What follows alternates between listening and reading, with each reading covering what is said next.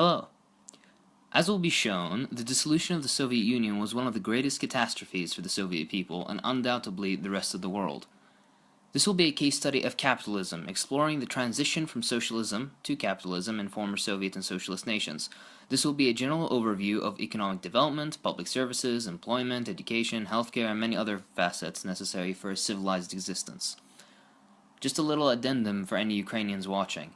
This video is not meant to demonize or insult Ukraine or the Ukrainian people. The sole purpose of this video is to show that after nearly 30 years of capitalism, Ukraine has only gotten worse and worse with no end in sight. Corruption, poverty, crime, homelessness, unemployment, and all sorts of other ills plague Ukrainian society. The only logical solution is socialism, to ensure that the wealth and labor of this great nation can be used to build up and glorify Ukraine and the Ukrainian people, not to line the pockets of international businessmen and oligarchs. Say no to both EU and Russian domination. Organize and build political power for Ukrainians so that no Ukrainian may go hungry, cold, or uneducated. First, I'll start with an analysis of economy. The transition from socialism to capitalism was difficult. A large majority of the population was plunged into a poverty unknown to the Ukrainian people. People struggled, and especially in rural Ukraine, many had to go by through working multiple jobs and bartering for the most basic, essential necessities. After the dissolution, the Ukrainian economy had faced a trend of continuous contraction of its economy. The economy of Ukraine has still not recovered since the dissolution of the Soviet Union, and as of 2016 is still hovering at only 60 to 70% the 1990 level. In fact, in 1993, Ukraine held the world record for its hyperinflated currency.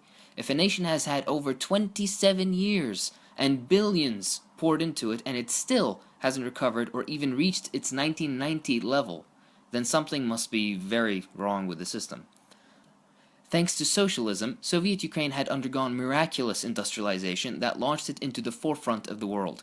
It developed, engineered, and produced high-tech personal computers for civilian use and supercomputers for industrial and military use. It constructed nuclear power plants, civilian and military aircraft, cars, tractors, ships, submarines, all sorts of military equipment and weaponry.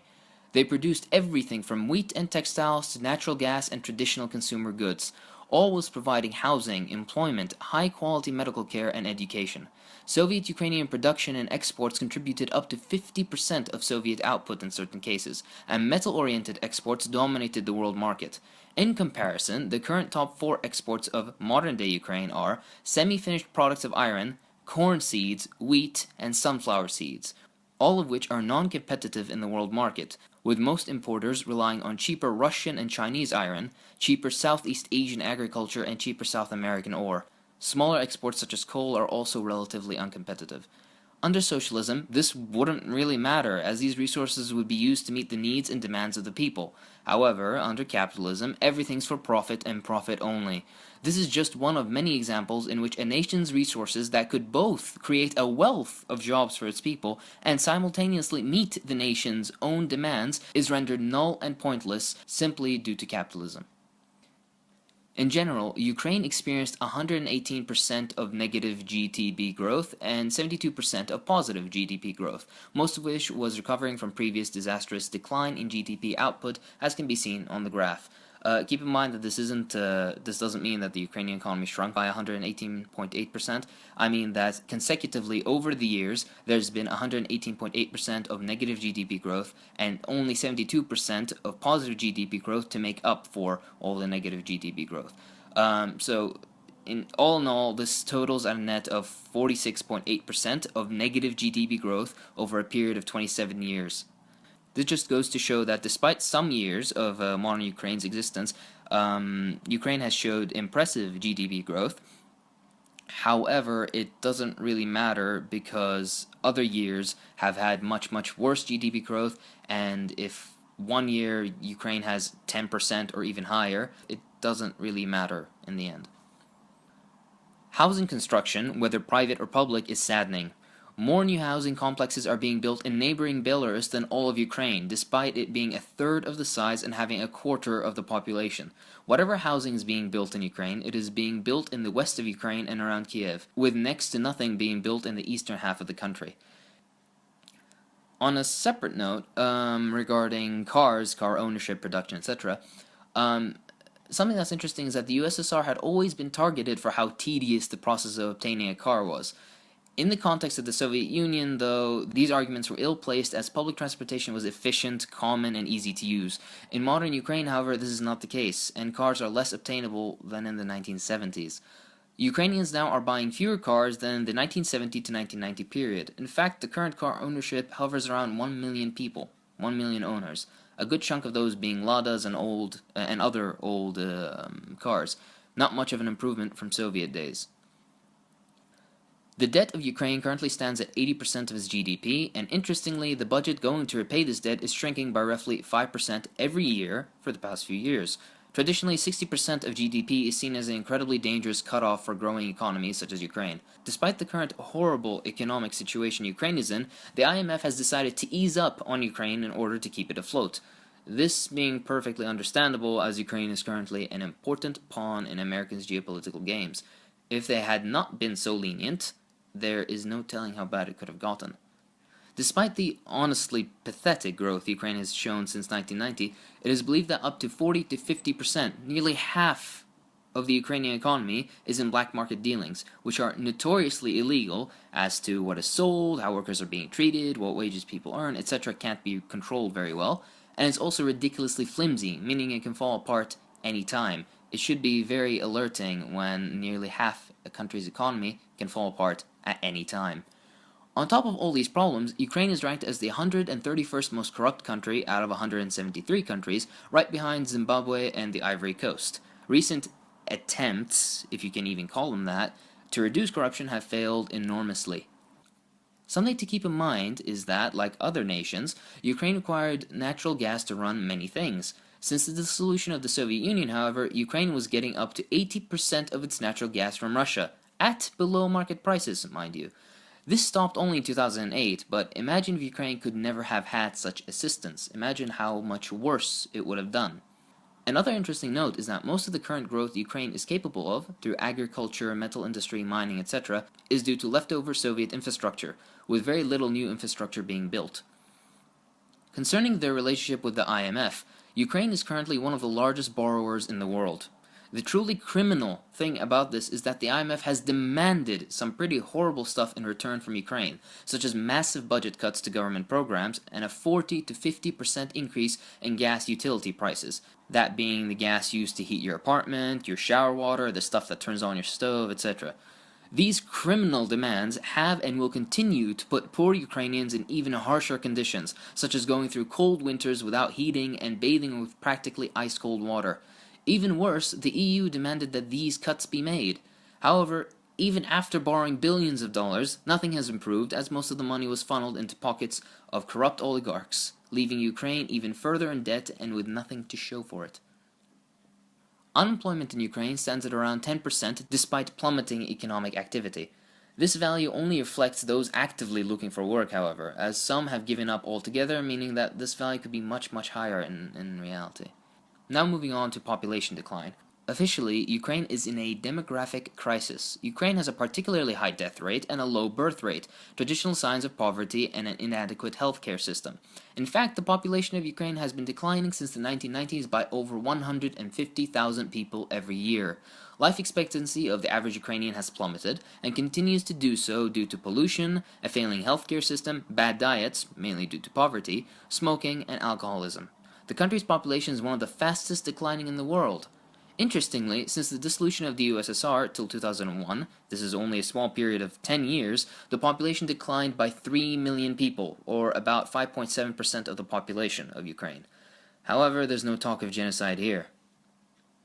Moving on to poverty, 58.3% of Ukrainians live below the poverty line as of 2016. This value rose heavily in the 90s, fell slightly in late 2000, and came back up recently. The lowest level post-Soviet Ukraine has ever seen hovered around 20 to 25% below the poverty line, meaning 1 in every 4 to 5 people lived under the poverty line, having difficulty paying for food, affording rent, attending some sort of educational institute, etc. In certain parts of Ukraine, families spend up to 80% of their income on food alone. Ukrainian children are the ones most affected by these statistics. On top of all this, Ukrainians have lost nearly half of their purchasing power, meaning they can afford half the stuff, and inflation is consistently rising, furthering the misery of poor Ukrainians and heavily affecting more well-off Ukrainians. The average monthly wage per employee in 2013 was 3,265 hryvnia. In 2014, it was 3,480. In 2015, 4,207. In 2 years, the average monthly wage increased by 28.85%, which seems impressive, right? Well, during the same period, the official price level increased by 78.98%. So let me just repeat that. Wages increased by 28.8%, while prices increased by 78.9%. The population has officially become poorer by a third, but in reality, it's much more. The population became poorer twice as fast as the rate of GDP declined. Healthcare in Ukraine is currently extremely neglected, with a severe lack of medicines and proper facilities. In contrast, Soviet-era healthcare was considered amongst the best in the world. Soviet Ukraine had numerous state-of-the-art facilities and the industrial base necessary to produce all sorts of medicines, which they did. Modern-day Ukraine, however, has crumbling infrastructure and domestically produces very few drugs, if any at all. Modern-day Ukraine supposedly has a free healthcare system, but a particular problem in certain parts of the country is that doctors' salaries are extremely, almost ridiculously low, and hence many doctors demand a fee from patients in order for them to be treated. This puts Ukrainian patients in a very tight place as they too have low wages and sometimes cannot afford the fees the doctors charge. Health centers in Ukraine are in an extremely poor state. Medical equipment and facilities are in short supply and in high demand. All services, including doctors and nurses, cost a lot of money, which makes healthcare in health centers not always a feasible option for the ordinary Ukrainian. Short staffing is particularly bad, as many doctors and nurses have gone abroad where wages and living standards are higher, hence resulting in dirty, low-quality hospitals. Private clinics are expensive and hence not usually an attractive option for poor Ukrainians. As for vaccination, modern-day Ukraine has a very low vaccination rate. It's actually kind of scary. As of late 2016, only 30% of children are immunized against measles, 10% against hepatitis B, and only 3% against pertussis and tetanus. Ukraine has the lowest routine immunization rate in the world, at least as of 2016. On top of all this, Ukraine has one of the largest growing AIDS epidemics in the world, with over 700,000 Ukrainians infected. Again, children are a particular target, as HIV transmission between mother and child is on the rise in Ukraine.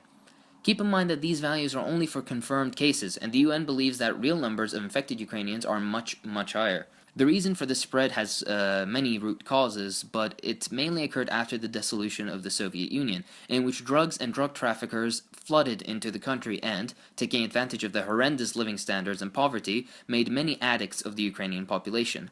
Through the sharing of needles and other unhygienic practices, HIV and AIDS spread. Recently, however, sexual modes of transmission have surpassed drug use, but only very recently.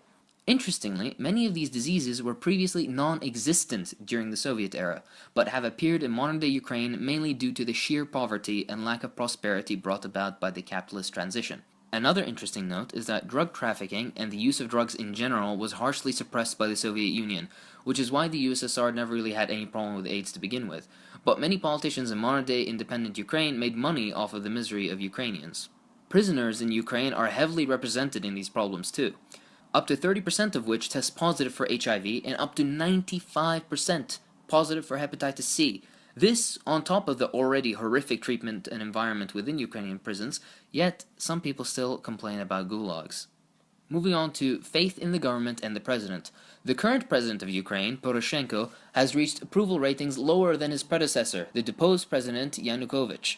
It isn't only in the more quote-unquote Russian parts either, this is all over the country. So much for Maidan, right? Ukrainians have little faith in their government too, unsurprisingly. I won't even start on the corruption in Ukraine. Interesting note, while researching some things for this video, I came across an article by the Kiev Post titled, "The Most Successful Foreigners in Ukraine." Let me just read out a few anecdotes from this cancerous piece. Quote, "Some get homesick and return to their native lands. Others experience failure and leave virtually unnoticed. Only a select few rise to the top and stay, influencing their adopted nation in profound ways. This is their story." Yeah, by robbing the Ukrainian people, rising to the top of my ass. Quote, "I can't imagine Ukraine without them. Anna Derevyanko, executive director of the European Business Association, said of expats living in Ukraine, "They're model citizens, especially the young ones, who show that with hard work you can succeed."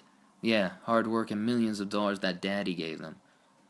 Quote, "By our count, the richest foreigners created more than 10,000 jobs. They say this as if this is an impressive accomplishment. Wow, 10,000 jobs! It's not like millions are unemployed or anything." Quote, "Many have attempted to introduce the best business practices from abroad and implant them in Ukraine, with mixed results in a nation that is still suffering from a Soviet hangover." Alright, after 30 years, I don't think you can still be blaming things, as I don't think it's fair to continue blaming the Soviet Union for your problems. Maybe you need to start looking somewhere else. Alright, thank you for watching. This was my first video ever. I hope that you liked it. Please give me suggestions. Tell me if I was too monotone. Tell me if this was too long. Any constructive criticism would be appreciated. Thanks for watching.